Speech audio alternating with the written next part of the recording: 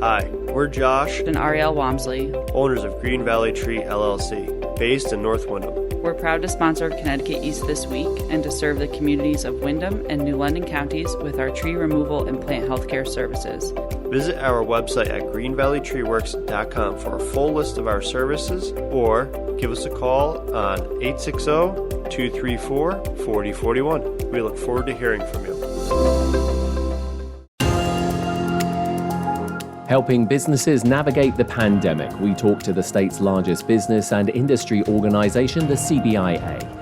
And Pfizer in Groton gives local leaders insight into their contribution on the COVID vaccine. Plus, we take a look at other stories making the headlines from around the region. This is Connecticut East This Week.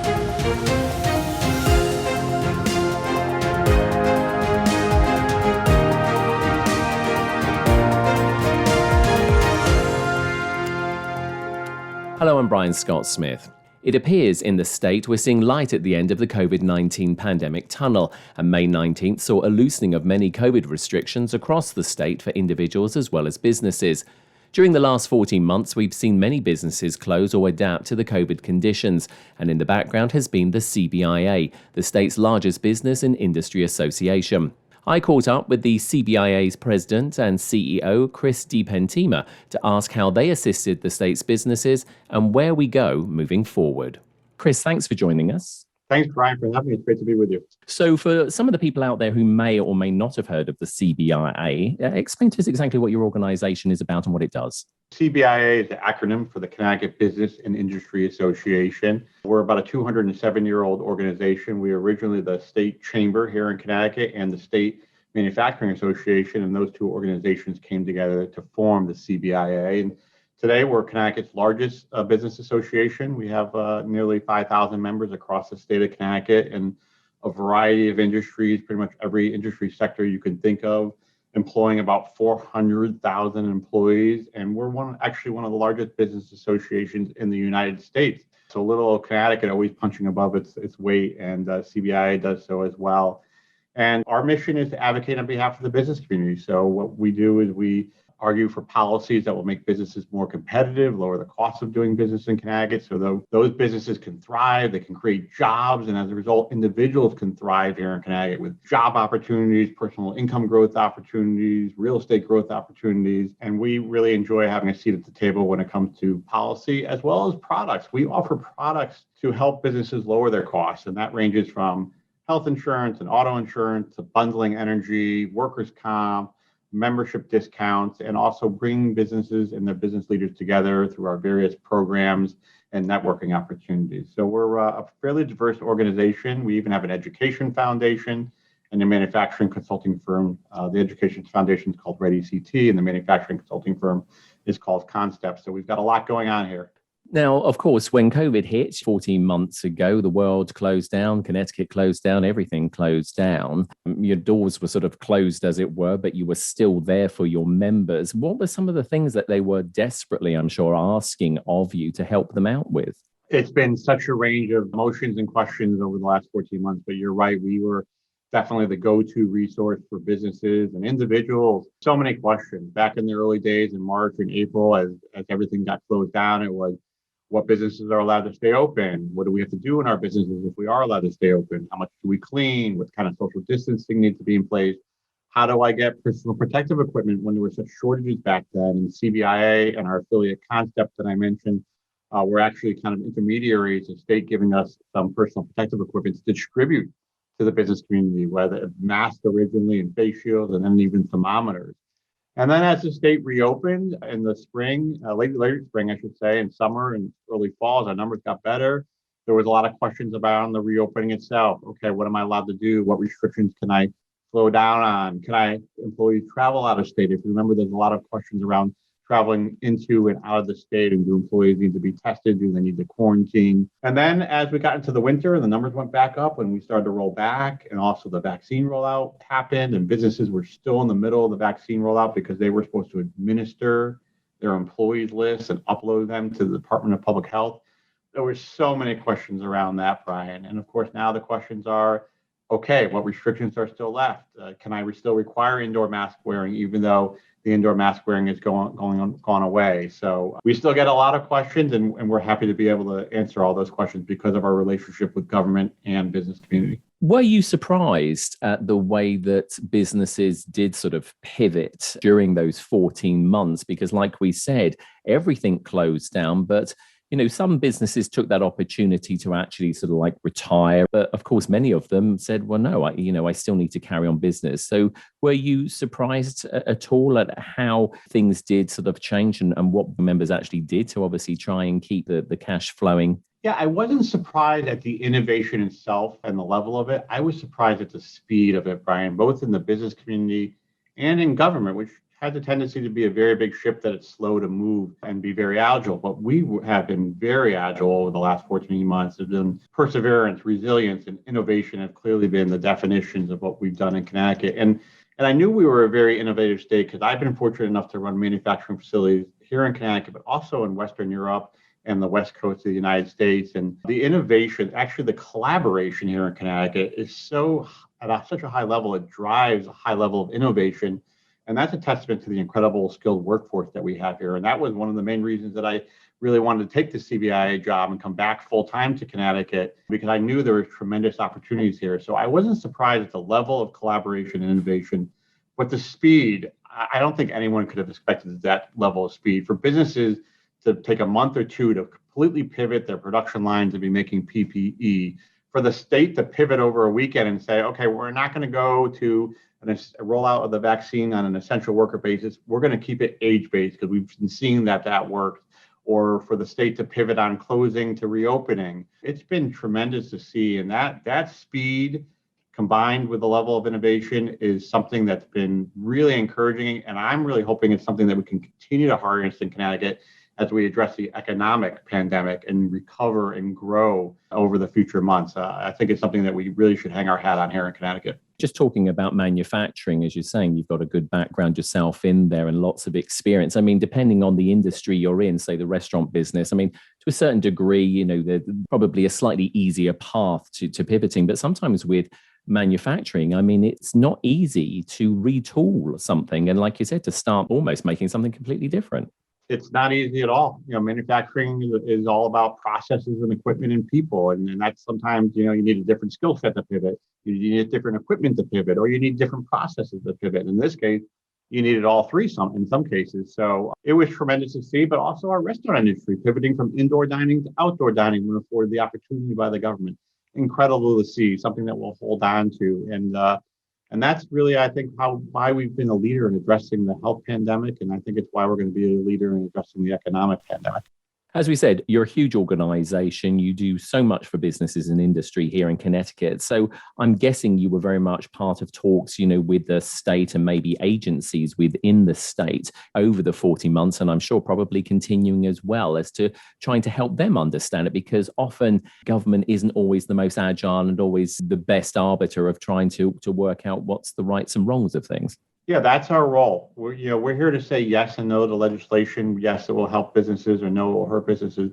But even more important than that, we're here to be problem solvers. We're here to say, hey, this legislation may hurt businesses, but we understand what you're trying to accomplish. So let's come up with an alternative and be that problem solver for state government, whether it's the policymakers at the Capitol, the legislators who are elected, or the administration, the governor's office itself, or the agency, the commissioners, as you mentioned. So we really enjoy having that seat at the table and making sure we have a big voice with that seat, but not a voice that says yes or no to everything, but a voice that says, let's solve it together. Let's collaborate. As I said, the public-private partnership, the collaboration we've seen with the health pandemic has been second to none. And that's the public-private collaboration we need to continue in Connecticut forever in addressing how we're going to rebound economically. And we've been rebounding. And I think we're going to see an economy that hopefully explodes. But then when we start to address the next challenge, whether it's let's avoid tax hikes, but there's other things we could do, and we'll come up with the alternatives to those, or the healthcare crisis, and how do we lower healthcare costs. We'll be that voice at the table for government and representing the business community and making sure that Connecticut continues to grow for our businesses, but for our individuals as well. The question really on everyone's lips, as we've seen these protocols and these restrictions eased is obviously around vaccination, and in particular businesses asking the question, can I insist that my employees be vaccinated? I mean, what's the sort of general advice that's going around on that? Yeah, businesses can certainly mandate that their employees, as well as their suppliers or customers that visit their facilities, have been vaccinated in order to enter.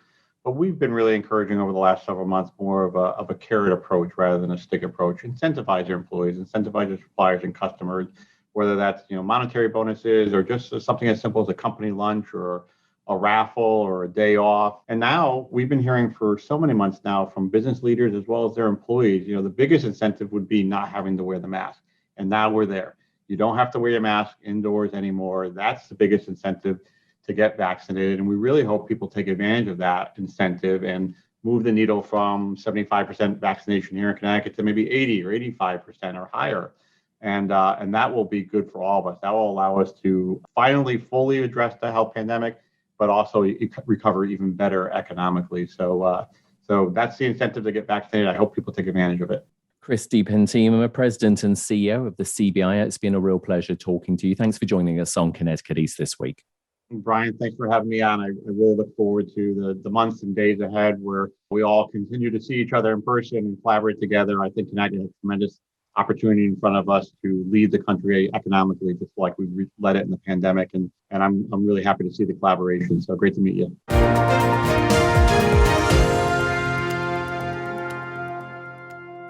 May is Mental Health Awareness Month, brought to you by UConn Health. Here for you then, here for you now. Hello, I'm Dr. Jessica Meyer, and today I'm talking about the mental health issue of borderline personality disorder. Borderline personality disorder, otherwise known as BPD, is a serious mental illness that predominantly affects an individual's ability to regulate emotions and self-regulate or soothe oneself during times of stress. It may also involve behavioral dysregulation, such as impulsive or reckless behavior, self-harm or suicidal behavior, and interpersonal difficulties. It typically begins in adolescence or young adulthood. Approximately 20% of patients admitted to inpatient psychiatric hospitals have been diagnosed with borderline personality disorder, and approximately 10% of individuals treated at outpatient mental health facilities have BPD. While personality disorders such as BPD do have genetic, biological, or temperamental components, many individuals who suffer with BPD have often endured traumatic experiences such as physical, sexual, or emotional abuse. Not all individuals with BPD have experienced these kinds of traumatic events, but most have experienced a pervasive history of emotional invalidation of some kind. Because borderline personality disorder involves unstable moods, it can sometimes be misdiagnosed with other mental illness such as bipolar disorder. However, mood changes with BPD are much shorter than they are with bipolar disorder and can even occur within the day. In the past, BPD had been negatively stigmatized as untreatable. However, the fields of psychiatry and psychology have demonstrated that BPD is a treatable disorder. If you or someone you know is suffering from the signs or symptoms of a mental illness, then contact your doctor and speak to them about professional treatment options and how they can help you.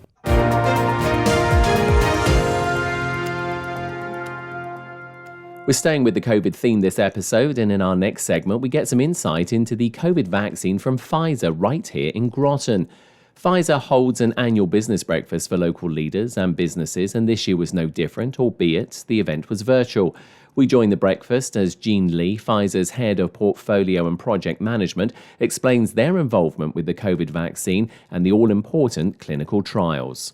Our phase 3 program, the trial included almost 45,000 participants all over the world from 6 countries and 150 sites across those countries, which is a staggering number. And just for context, we at Pfizer, across our entire portfolio, we generally have about 50,000 participants or subjects in our trials at any one time. So this program, as one single program, almost doubled the number of participants that we had to take care of during a time when very few people could actually travel. A really amazing feat. For our submission for the emergency use authorization, we essentially submitted the data after 2 months of the second dose, and that constituted adequate data for the emergency use approval. For our BLA, or the Biologics Licensing Agreement with the FDA,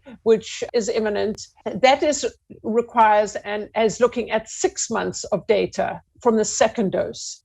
So once we've recruited these participants, we are watching a subset of them for additional information that we're all looking at, including consideration for boosters. So we've got the subjects in our trials. Now we're monitoring a subset for many different data points. The countries that we used was obviously in the United States. We had an amazing super center in Brazil. Although we had a prior relationship with some of the investigators, the entire hospital became a research unit, and they did an amazing job. And then other parts of the world, Argentina, South Africa, Germany, obviously, because of our partner, and Turkey. The other thing that we did right from day one was really focus on a diverse study population, because we knew that was something that was absolutely necessary. We got the early signals that there may be some differences in different diverse populations, and in gender and in age. So great to see that we had a diverse enrollment of participants. 30% of those 45,000 were diverse in culture and race. 46% of the participants were over the age of 55, 56 to 85. So we got a really nice diversity that has enabled us to see how our treatment and our vaccine works in different patient populations. So really important point, which we got in early, and it's enabled us to go quickly. I just wanted to point out some of the other staggering statistics that we clearly, from my role, it is something we look at all the time. A traditional vaccine development program, from the first time we start administering to a subject to the time we get approval, is generally around 7 years. So that has been our baseline for the past. And for this particular program, it was 7 months from first dosing, to the emergency use authorization. And we project it will be closer to around 12 months to get the full approval. So that is really staggering. And one would stop and question, well, how did you do this? What are the things you did differently to enable this? I think the first thing I would say is this was the number one priority for the company, and not only for our company, but for across the pharma industry and with our regulators. So something that really helped us was that great collaboration with our regulators, the FDA, and health authorities throughout the world. The meetings that we would normally wait months for, we didn't have to wait months. We got it in hours. We had conversations with the health authorities daily. There was great science, as John has already alluded to, the science from BioNTech, really fantastic.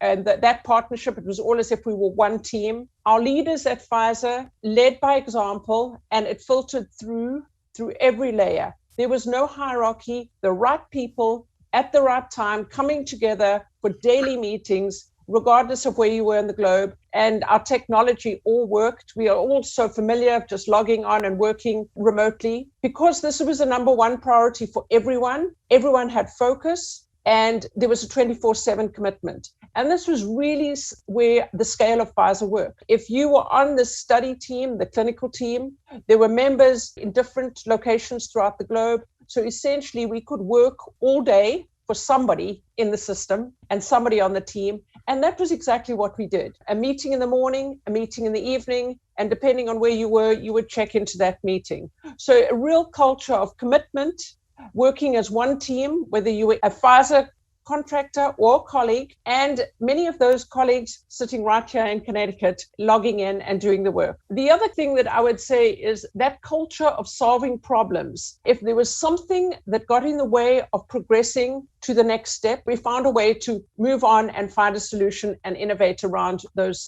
problems. Every minute mattered. We're looking at days, months, and really making sure that we were optimizing for everyone in the system, because we knew the importance of solving this big problem. So a great feat as we look back, and many of you will say, so what are you going to do about it in the future? We absolutely are taking these learnings today. Everything that is repeatable, anything that is scalable, and anything that can be sustainable over time are the processes that we are adapting and adopting for future programs. The great progress that has been made, and we look at it all and partner with all of you in Connecticut with absolute pride, because it really has been a partnership. Connecticut has done a really good job working with the local government of really getting the vaccine into residents' arms. Great job for everyone, and we feel very proud to be part of that system and be able to contribute, because many of the colleagues that work in our organization on these programs are living in Connecticut and really need that protection of getting their vaccination too. The other part that I would say is our leaders have really unleashed the power of our amazing people and given us the permission to look at any way to solve and innovate to solve problems. So that is important. Although we look back at what was achieved, we also look forward and in the moment to say there is still so much work to be done. So we believe, and we have disclosed this, that we can deliver 2.5 billion doses across the world by the end of 2021, which is an increase from our previous 1.5 billion doses that were projected. And people will say, well, why didn't you forecast that correctly? Well, at the time, we felt comfortable we could deliver the 1.5 billion doses. But I think it's this culture that we've all got into, this mindset of it's not good enough. Continuous improvement on every step of every process along the entire supply chain. So we're on track to deliver those 3 million doses of vaccine to the US government by the middle of July. And again, those are coming 2 weeks earlier than we scheduled. Not because we had the wrong forecast, it was really because we're looking at every step, we're learning. And I think the one innovation that we have seen is our GPS tracker that goes with all of our shipments, really getting that data, learning from it real time. We've also got the data from our landmark clinical trial, the vaccine study. As we collect that data, the efficacy has been superb. No serious safety concerns. And now we're up to the 6 months following the second dose. So we're gathering all of that data. And as you all heard last week, we had the data from the 12 to 15-year-olds where we have expanded our emergency use for those children that are at school, which is fantastic.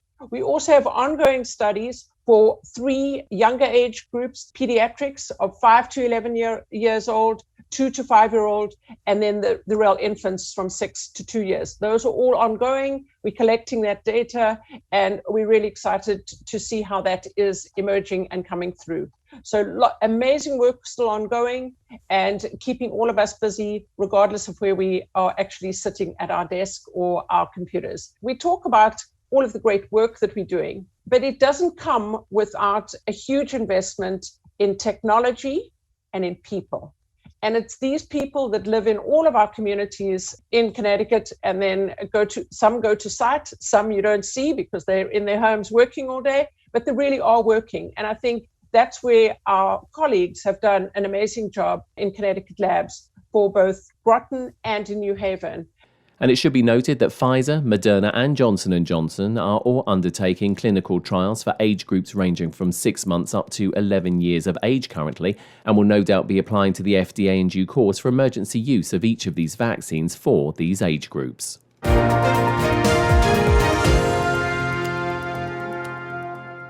It's mulch season, so come and visit Green Valley Tree LLC. We have a variety of colors for all your landscaping needs.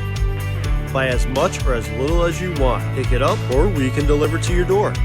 Call Green Valley Tree LLC for all your mulch, plant health care, and tree service needs at 860-234-4041 or find us at 577 Boston Post Road, North Windham, Connecticut. We are family owned and fully licensed.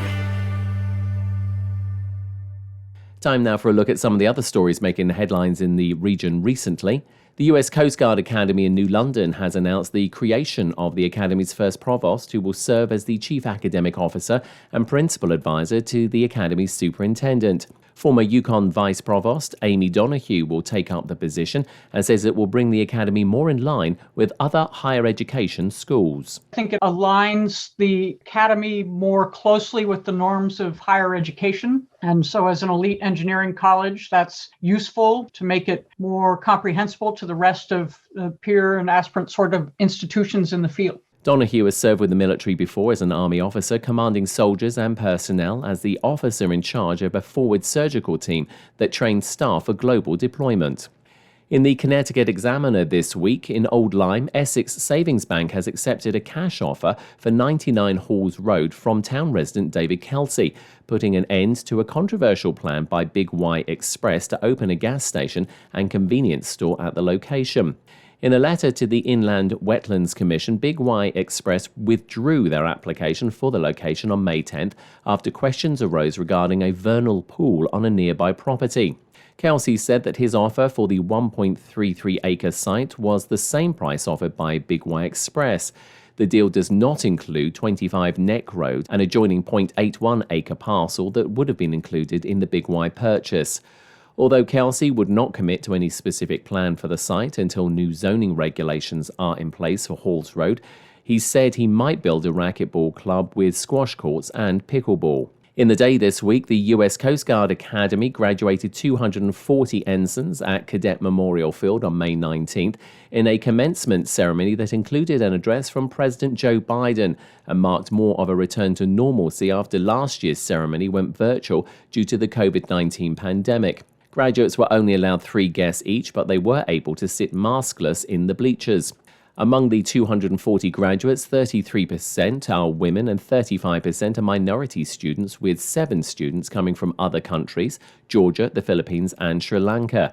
In his speech, Biden said we need to see more women at the highest levels of command. 12 students were high school valedictorians, and 91% of graduates have earned a varsity letter. The president flew into Quonset Point Air National Guard Station in North Kingstown, Rhode Island, before taking Marine One to the Coast Guard Academy, landing at 10:30 a.m. and walking onto the stage about 40 minutes later, wearing his signature aviator sunglasses. In the Norwich Bulletin this week, one thing that has been on the mind of restaurant owner Ozzy Oscam is the price of chicken. When a customer orders a plate of wings, Oscam said he's likely losing money on it, but it would be tough for him to stop selling wings, as the name of his restaurants, including one in Norwich, is Wings and Pies. In a May 6th USA Today article, National Chicken Council spokesman Tom Super said there was a very tight supply but short of a shortage of chicken. Chicken producers are doing everything they can to overcome the devastating impact of Mother Nature when she inflicted the once-in-a-lifetime winter storm on Texas and nearby states, major chicken-producing regions. According to the U.S. Department of Agriculture, chicken slaughter was down 4% in the first quarter of 2021. In the Middletown Press this week, for realtors, pricing homes is a challenge in any year, especially when singular features make direct comparisons between properties difficult.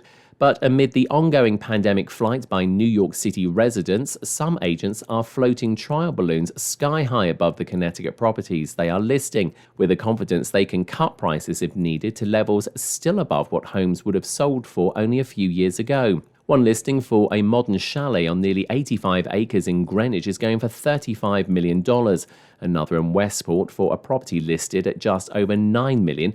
Some homes sell for hefty premiums over their asking prices, but in setting a sky-high asking price, realtors say sellers run the risk of their property languishing through subsequent price cuts. In the Chronicle this week, and Yukon Health Executive Vice President for Health Affairs, Chief Executive Officer Andrew Agwanobi, has been appointed by trustees as the interim president of the University of Connecticut. He will replace current Yukon President Thomas Katsoulis, whose last day is June 30th. And our final story today involves Connecticut East this week. We are the proud winners of a Communicator Distinction Award for a news series, and we would like to say thank you to all of our listeners for helping us along the way as we celebrate the award win.